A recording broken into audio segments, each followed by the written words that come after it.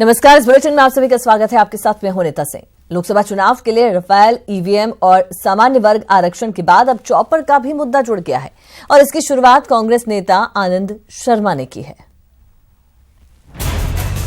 प्रचंड प्रचार करना और सरकारी पैसे का दुरुपयोग करने का किसी भी पूर्व प्रधानमंत्री को अनुभव नहीं था। लोकसभा चुनाव की तैयारियों के बीच कांग्रेस ने बीजेपी पर बड़ा हमला बोला है और उसका मुद्दा है चॉपर, चार्टेड प्लेन। चुनाव बड़ा है तो देश भर में जाने के लिए हेलीकॉप्टर और चार्टेड प्लेन भी चाहिए और इसके लिए बुकिंग जरूरी है। लेकिन कांग्रेस का आरोप है कि बीजेपी ने सारे चार्टेड विमान और चॉपर बुक कर लिए हैं। देश का पैसा विपक्ष को गाली देने के लिए नहीं है कि देश के प्रधानमंत्री सरकारी खर्चे पर भारत का भ्रमण करें और हर जगह जाके बीजेपी की रैली करे और विपक्ष को कोसे। इस पे चुनाव आयोग को भी गौर करना चाहिए। कांग्रेस नेता आनंद शर्मा ने सरकार को भी निशाने पर लिया और पीएम मोदी को भी, और सीधे सीधे जनता के पैसे का दुरुपयोग करने का आरोप लगा दिया कि चुनाव से कुछ सप्ताह पहले 6,000 करोड़, 4,000 करोड़ तो भारत सरकार ने, कैबिनेट ने उसको क्लियर किया है, सैंक्शन किया है प्रोपेगेंडा, विज्ञापन, एडवर्टाइजमेंट के लिए, वो शुरू हो गया। दिल्ली में कांग्रेस की ओर से बोलते हुए आनंद शर्मा ने लोकसभा चुनाव में जनता से बीजेपी को सबक मिलने की भी बात कही। साथ ही कई तरह की मजबूरियां भी गिनाई। उन्होंने कहा कि चुनाव संसाधनों के मामले में बीजेपी और कांग्रेस के बीच कोई बराबरी नहीं है। चॉपर और चार्टर्ड विमानों के लिए कांग्रेस संघर्ष कर रही है। चुनाव के लिए कांग्रेस की रूपरेखा फरवरी के आखिर तक सामने आएगी। कांग्रेस का घोषणा पत्र देश को नई दिशा देने वाला होगा। कि पैसे और साधनों का कुबेर तो बीजेपी है, हमारे पास सत्य की शक्ति है, हमारे पास जनता का आशीर्वाद होगा। आनंद शर्मा ने आगे कहा कि बीजेपी और पीएम मोदी के ज्यादा संसाधनों के बावजूद लोकसभा चुनाव में कांग्रेस को जनता का आशीर्वाद मिलेगा। Bureau report, news 18 network. UP के मजबूत दुर्ग पर काबिज होने के लिए राहुल गांधी के मास्टर स्ट्रोक ने कांग्रेस संगठन में नई जान फूंक दी है। प्रियंका गांधी को कांग्रेस महासचिव बनाने के साथ ही पूर्वी यूपी की जिम्मेदारी दी गई है। सवाल है कि क्या प्रियंका सीएम योगी और पीएम मोदी के गढ़ में कांग्रेस को फिर से अपने पांव पर खड़ा कर पाएंगी।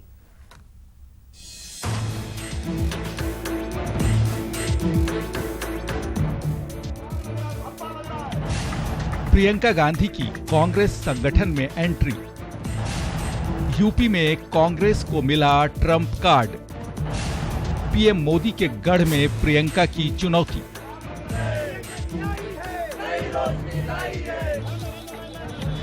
अमेठी और रायबरेली की सीमा के आगे अब प्रियंका गांधी कांग्रेस की बड़ी जिम्मेदारी निभाएंगी। 2019 की बड़ी जंग से पहले कांग्रेस अध्यक्ष राहुल गांधी ने मास्टर स्ट्रोक चला। दिल्ली की कुर्सी के लिए अहम यूपी में कांग्रेस ने अपने 2 युवा सेनापति तैनात किए हैं। कांग्रेस पार्टी फ्रंट फुट पे खेलेगी।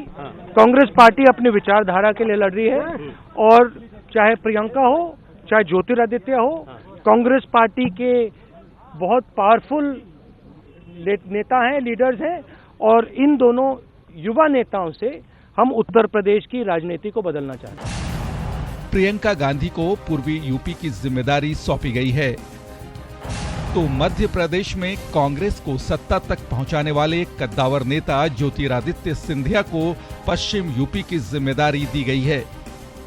एसपी और बीएसपी के गठबंधन के बाद यूपी में अकेली पड़ी कांग्रेस के लिए प्रियंका को जिम्मेदारी देना बड़ा चुनावी दांव माना जा रहा है।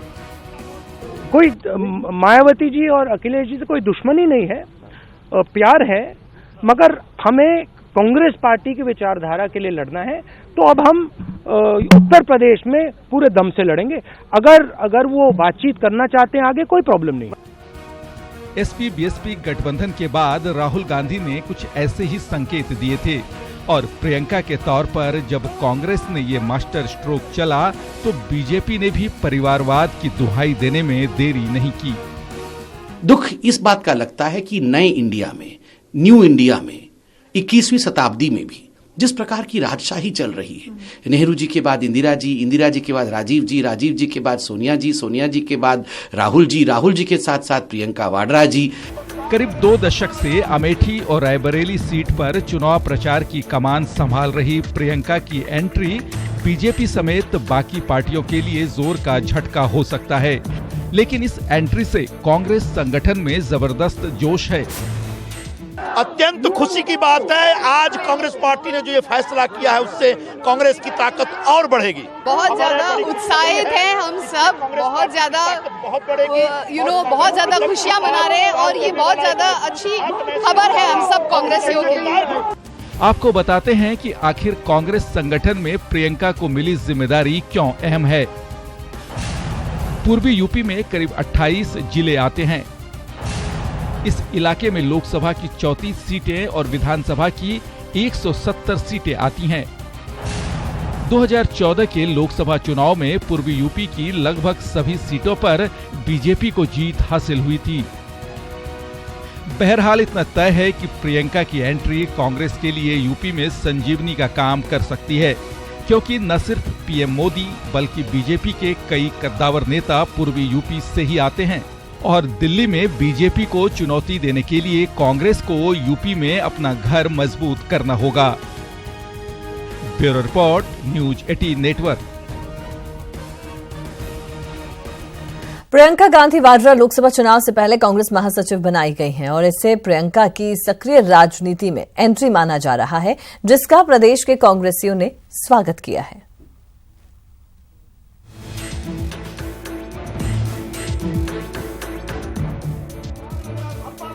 लोकसभा चुनाव से पहले राहुल गांधी ने मास्टर स्ट्रोक खेलते हुए प्रियंका गांधी को कांग्रेस का महासचिव बनाया है। इसके साथ ही प्रियंका की सक्रिय राजनीति में एंट्री हो गई है।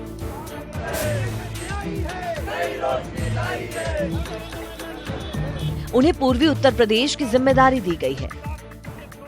पिछले 15-20 साल से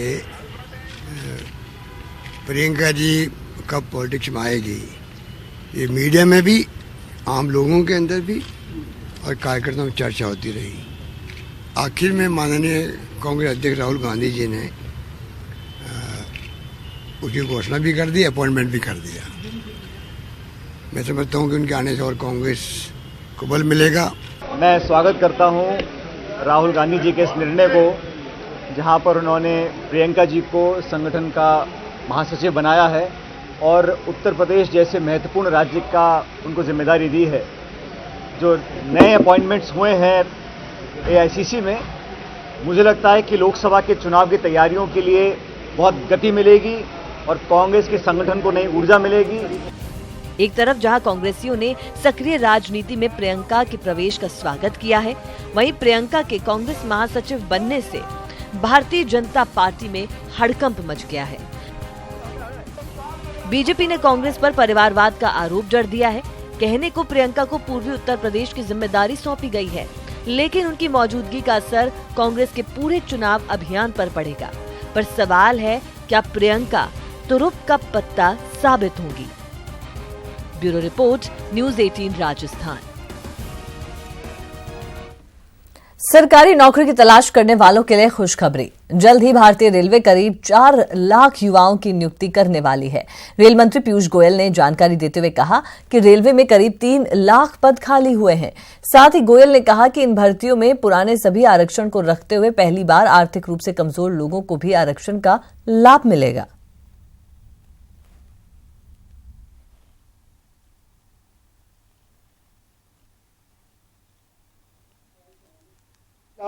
सवा दो से 2.5 लाख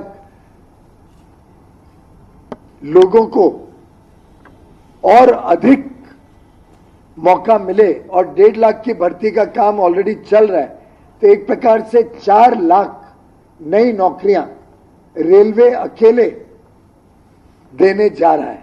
आज का जो आरक्षण है, schedule caste, schedule tribe, OBC, सभी के आरक्षण को सुनिश्चित रखते हुए, बरकरार रखते हुए, ये नया कानूनी प्रावधान जो अभी अभी संसद में पारित हुआ है, इसके तहत 10% अधिक आरक्षण इकोनॉमिकली वीकर सेक्शंस के लिए किया जाएगा। लगभग 23,000 आरक्षित नियुक्तियां इसके तहत इकोनॉमिकली वीकर सेक्शंस को मिलेंगी।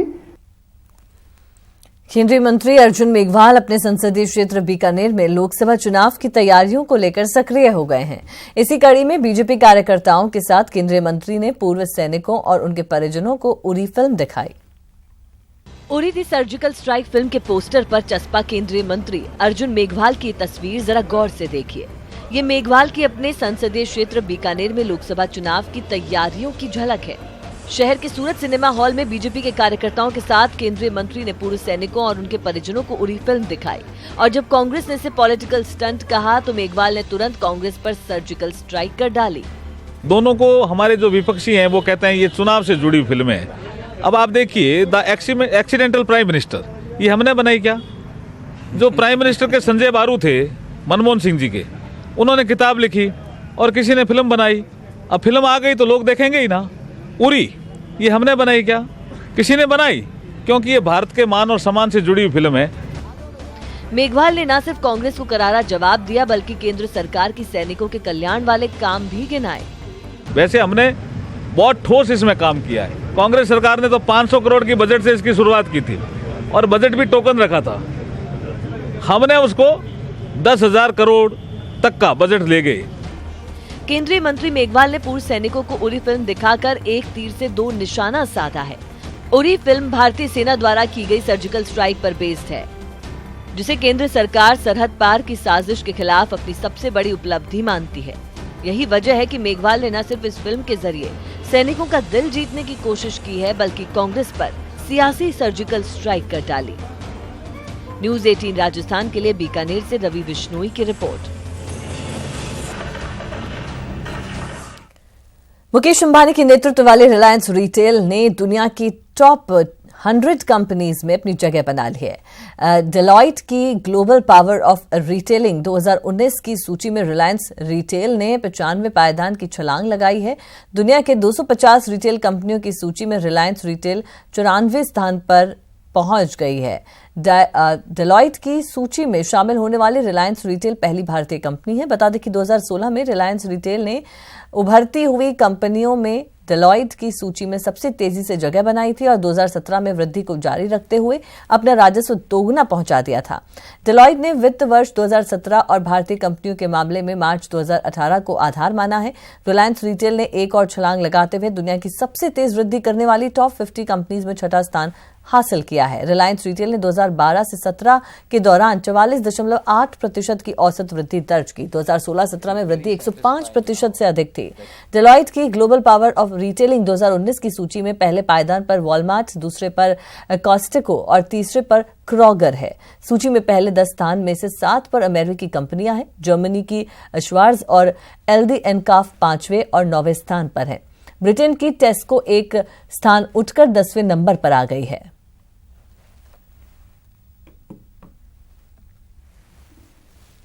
महाराष्ट्र एटीएस ने वक्त रहते देश पर मंडरा रहे बड़े आतंकी हमले को नाकाम कर दिया है। इस मामले में एटीएस ने 9 आतंकियों को गिरफ्तार किया है।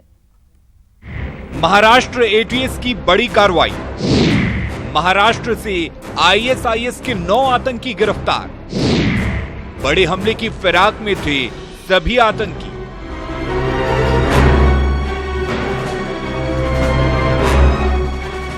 महाराष्ट्र एटीएस ने एक सफल ऑपरेशन में न सिर्फ आईएसआईएस से जुड़े 9 आतंकियों को गिरफ्तार किया, बल्कि इस गिरफ्तारी से वक्त रहते देश पर मंडरा रहे बड़े आतंकी हमले को भी नाकाम कर दिया। गिरफ्तार आतंकियों के नाकाम हुए हमले के प्लान के बारे में बताएंगे, लेकिन पहले महाराष्ट्र एटीएस की कार्रवाई के बारे में जान लीजिए।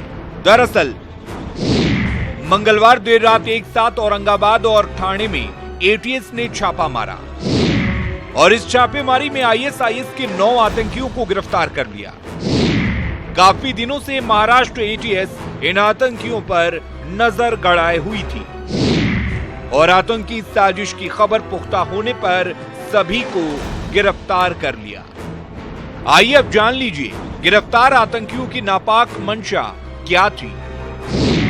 छापेमारी के दौरान गिरफ्तार आतंकियों के ठिकानों से कई संदिग्ध सामान बरामद हुए हैं। बरामद संदिग्ध सामानों में एसिड, कई बोतल केमिकल भी शामिल हैं। आतंकी केमिकल से जहर बनाकर वारदात को अंजाम देने वाले थे। आतंकियों ने देश की 2 जगह को वारदात के लिए टारगेट किया था, जहां आतंकी खाने या पानी में जहर मिलाने की तैयारी में थे। इस मामले में महाराष्ट्र एटीएस ने उत्तर प्रदेश सरकार और जांच एजेंसियों को पहले ही आगाह कर दिया था कि आतंकी पानी में जहर मिलाकर केमिकल अटैक कर सकते हैं। आपको बता दें, महाराष्ट्र एटीएस ने जिन 9 लोगों को गिरफ्तार किया है, उनमें से एक आरोपी राशिद मलबारी का बेटा है। राशिद मलबारी अंडरवर्ल्ड डॉन दाऊद इब्राहिम का करीबी है। ऐसे में इस साजिश के तार बी कंपनी से भी जुड़ते दिख रहे हैं। गिरफ्तार सभी आतंकियों का एक हैंडलर भी है, जिसके इशारे पर सभी साजिश को अंजाम देने में जुटे थे। फिलहाल एटीएस इस साजिश के तह तक पहुंचने के लिए मामले की जांच में जुटी है। Bureau report, news 18 network. हम में से ऐसा शायद ही कोई होगा जिसने रेल के जरिए कभी यात्रा ना की हो। रेल का ख्याल जहन में आते ही कूली की तस्वीर भी उभर कर सामने आती है, लेकिन अब इन कूलियों की स्थिति बेहद दयनीय हो चुकी है। देखिए रिपोर्ट।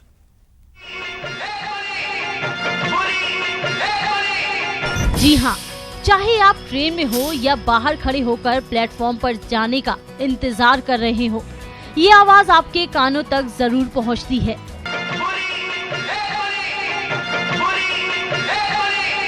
सिर पर मोटी पगड़ी, कांधे पर गमछा, बाजू पर बिल्ला और लाल कमीज, कुली की यही पहचान है। ट्रेन रुकते ही सबसे पहले आपके सामने हाजिर हो जाते हैं और एक ही सवाल पूछते हैं, कुली चाहिए साहब? हाँ तो आपका बोझ सिर पर उठा लिया, और ना तो मायूस होकर दूसरे यात्री की तरफ चल दिए। लेकिन अब कुली की ये पहचान खत्म होती जा रही है। यही वजह है कि ये कुली अब सरकार से ग्रुप डी में शामिल किए जाने की गुहार लगा रहे हैं। हमारी समस्या एक ही है, हमारे को सभी भाइयों को ग्रुप डी के अंदर शामिल किया जाए। हम स्टेशन मास्टर से लेके जीएम तक हमने धरना प्रदर्शन किया तथा हमने एक महा रेल रोको आंदोलन का भी आयोजन किया था हाथरस के अंदर, लेकिन फिर भी ये सरकार हमारे लिए नहीं जगी है। और जो हमारे बूढ़े मेडिकल अनफिट बुजुर्ग हैं, उनके बच्चों को नौकरी में लिया जाए, और हमारी एक ही समस्या है, हमारे को ग्रुप डी में लिया जाए। लाल कमीज वाले कुली की ये मांग अब मजबूरी बन गई है। वजूद ट्रेन जैसा जरूर है, लेकिन अब इस नंबर अपने बेटे को भी ट्रांसफर नहीं कर सकता। समस्याओं पर प्रदर्शन किया, धरने भी दिए, लेकिन सब बेकार। रेलवे में सरकारी नौकरी दी जाए, बुजुर्ग कुलियों के आश्रितों को सरकारी नौकरी दी जाए, मेडिकल अनफिट कुलियों को चपरासी या माली की नौकरी मिले, सरकार कुलियों को ग्रुप डी में शामिल करे। समय के साथ विकास तो जरूर हुआ, लेकिन कल तक कुली जिस प्लेटफॉर्म पर खड़े थे, आज भी उसी प्लेटफॉर्म पर तरक्की की ट्रेन का इंतजार कर रहे हैं। मन में केवल एक सवाल है, हमारे अच्छे दिन कब आएंगे? न्यूज़ 18 के लिए जयपुर से आसिफ खान की रिपोर्ट। और इस बुलेटिन में फिलहाल के लिए इतना ही। दीजिए इजाजत और आप देखते रहिए न्यूज़ 18 राजस्थान।